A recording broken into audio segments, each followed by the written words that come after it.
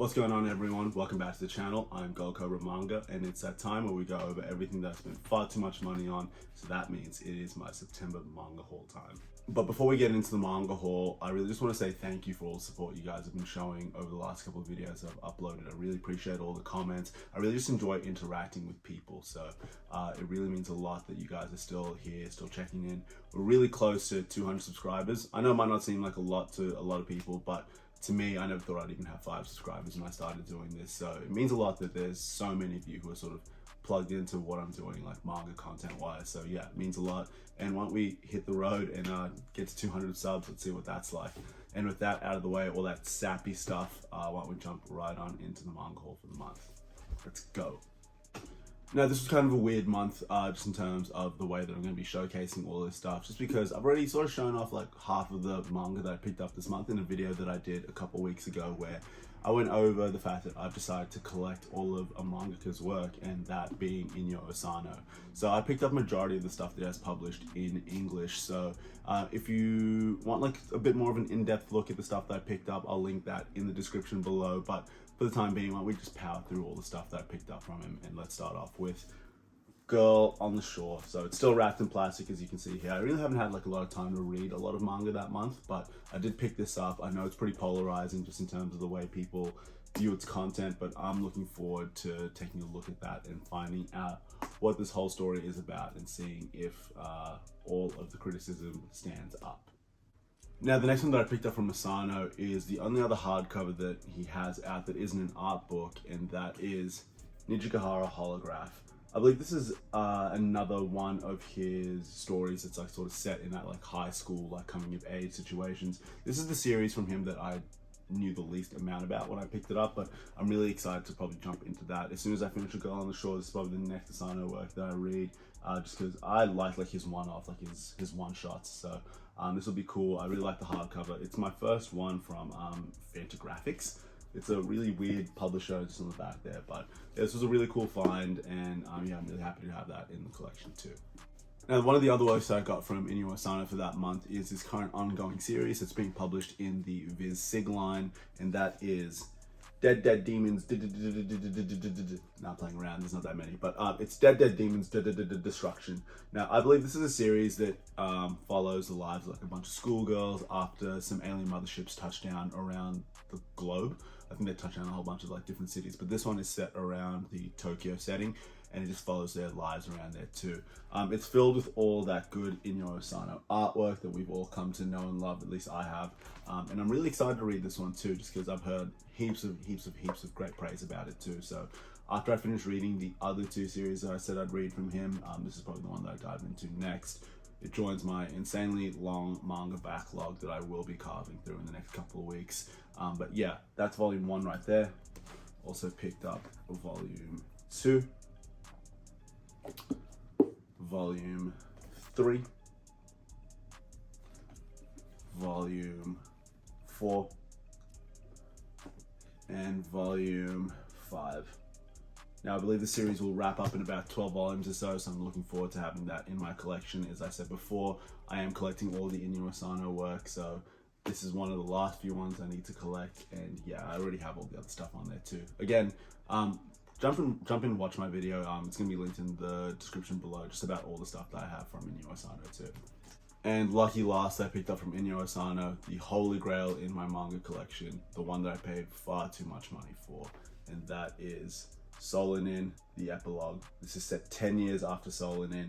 It's really short, it's really exclusive, it's really thin as well, but this was released at a trade convention in 2018 exclusively in Canada, so it's a bit hard to track down. But as I mentioned before in my collecting video for Inyo Asano, that this is probably going to be the one that was the hardest to find, but I found it for a reasonable deal.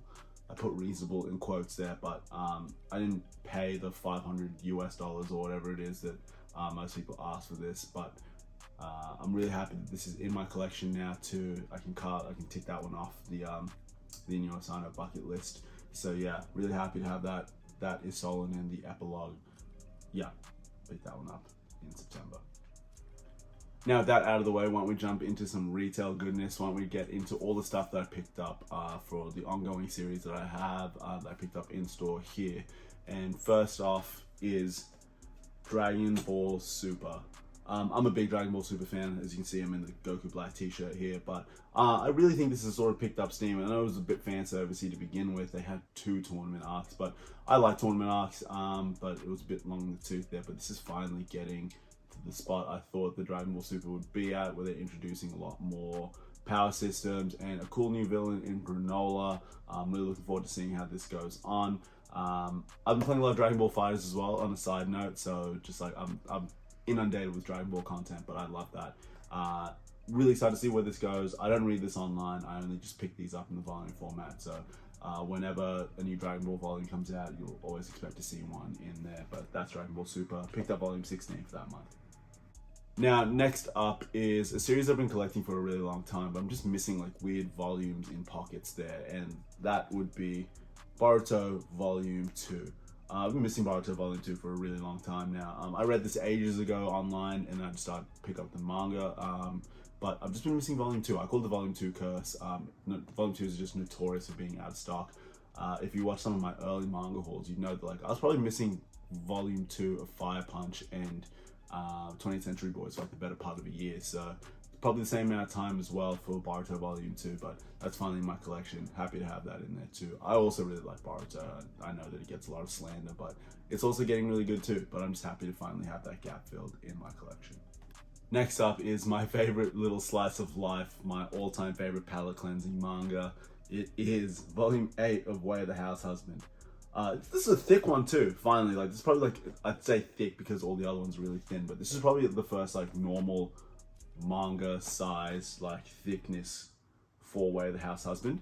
I really thought the jokes would get old. Like, I really did. I really thought I'd like finally start groaning and being like, oh, they're still doing the same stuff. But the manga just finds new ways to keep the Immortal Dragons like adventures like so thrilling and just like bite-sized and fun that whenever like I finish reading like a big seinen or something that's like really heavy, I just jump into one of these and it's perfect. So really happy to have Volume 8 here. After I read some Masano stuff, I'm probably gonna read this, just probably get myself out of the depression slump I'm sure his work's gonna leave me in. But yeah, really happy to have Volume 8 of Way of the House Husband.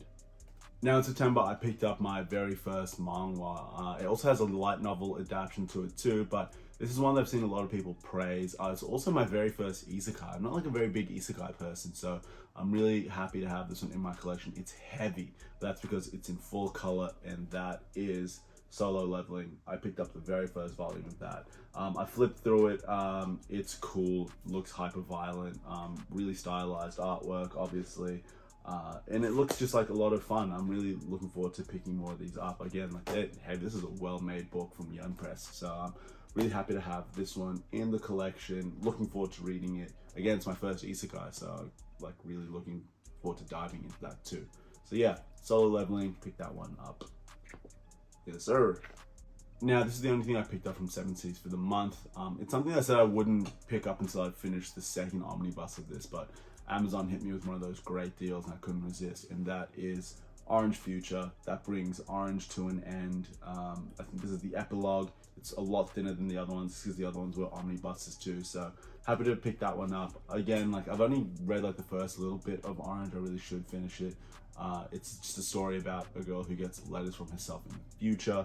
If that sounds like a really cool concept to you, get around it. But I can't really give you a really strong recommendation. I'd like what I've read so far, but probably just need to finish those two. But I've now completed Orange. That's in my collection.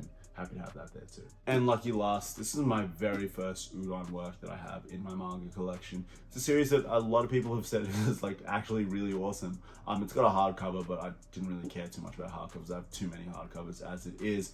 But that would be Summertime Rendering. It's meant to be like a weird kind of like murder mystery / supernatural sounding story. So I'm really looking forward to diving into this one too. This jumps into the backlog, but I'm probably going to read this one a lot sooner than I expect. It looks really thrilling. It's good, nice thickness. Yeah, it's kind of cheap as well, which is kind of cool. So happy to have volume 1 of that in my collection. Really looking forward to reading more Summertime Rendering. Now, for something that I really wasn't planning to do that month, I picked up JoJo's All-Star Battle R. I'm a big fighting game guy. This is a remaster of the original game that was on PS3. or PS4. I don't know, I never had it before, but I picked that up, and for some reason it drove me into like a JoJo's frenzy where I just couldn't get enough of the content. Like I played the game heaps, I watched a ton of the anime, and I was just like, hey, I collect the manga, so why don't I just go grab more of the manga? So I picked up 6 of the hardcovers. So I'm gonna take a look at all the stuff that I picked up. First off, I picked up Part 3, Volume 3. And the way I've been collecting these is if I get a Part 3 volume, I get its adjacent number in Part 4. Just because I know that the Part 3 volumes are longer than the Part 4 ones. There's 10 of these and there's 7 of these. If I do this, I'll finish Part 4 at the same time I finish Part 3. So I can just read all of Part 3 and have all of Part 4 ready to go. So yeah, I picked those 2 up. So that is the cover for Part 3 and Part 4. It's a bit convoluted in the way that I'm collecting, but I think it will make sense when I'm done with it. And to go along with that, I also picked up the first 4 volumes of Part 5. So Volume 1 of Part 5, Volume 2 of Part 5, Volume 3 of Part 5, and Volume 4 of Part 5. Now, I'm not even like a crazy JoJo's fan like that. I don't know why. I really enjoyed the game. I had like a fair bit of fun watching the anime, so it's just like, man, go out and grab more of the manga. So I'm looking forward to seeing how different it is. I didn't like consume like heaps of the anime, but I watched a fair bit into Part 3. It's a little bit bloated, to be honest, but I will be reading the manga. But yeah, really happy to have these in my collection. Obviously, I've charged into 3 different parts now, so I have a fair bit of content that I need to read up on. But yeah, that is JoJo's Bizarre Adventure and all the stuff that I picked up for that month.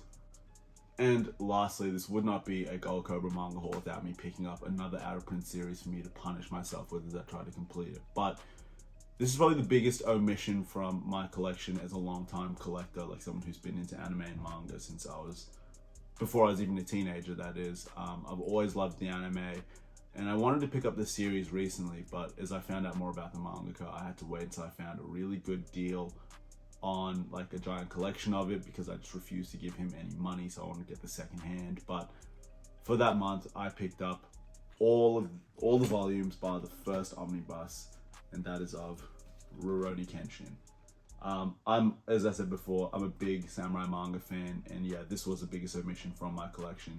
I really loved the anime back in the day when it was on Toonami, and I'm really happy I managed to pick this up. The only one that I'm missing is the very first omnibus of 1, 2, and 3. I decided to go the 3-in-1 Viz version instead of the Viz Bigs, just because I don't have anything like this, like the 3-in-1 versions in my collection. I do have Viz Bigs for Vagabond. I think that's the way I want to keep it, just to try and have like a bit of variation in my collection. That's the way I thought about it.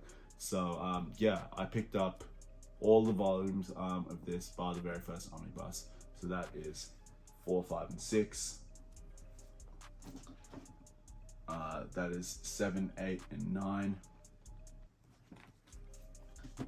That is 10, 11, 12. That is 13, 14, 15. That is 16, 17, 18. That is 19, 20, 21. 22, 23, 24. And the very last one that collects the last 4 volumes of 25, 26, 27, and 28. That is the Rurouni Kenshin omnibuses in 3-in-1s. This is a 4-in-1, funnily enough. I guess that's what kind of makes it fun. Yeah, just missing that very first one, which is going to be a lot of fun to find because I can't seem to find it anywhere. If you have a good read on a volume 1 of these omnibuses, let me know about it in the comment section below. We can talk about a deal. But yeah, happy to have that in there. Got it all secondhand. They're in psychotically good condition. Glad to just have not given the manga any money because the dude sucks. But yeah, happy to have Rurouni Kenshin classic series. If you're interested in like a really good samurai manga, this feels like it shouldn't be in Shonen Jump. Like it's that good. Like it just has like a lot of like really cool themes for that time period. Yeah, just like a really cool story. I say cool like a lot, but yeah, really just a really good series. and I'm really looking forward to finally reading this when I get that first omnibus. But yeah, that's Rurouni Kenshin. I picked up 9 volumes, something, I don't know, however many I just went through. Yeah, that's that. And that wraps up the manga haul for the month. I've just picked up like a variation of different stuff with my creator collection, all the retail stuff, and the out of print Rurouni Kenshin, which was a crazy find to find. So yeah, if you like the video, feel free to leave a like on there too. If you're new and you like the content that you see, there's plenty more of this coming, so feel free to subscribe. We are on the road to 200, as I said before. And let me know what you picked up in the month of September. And yeah, until then, catch you guys. Peace.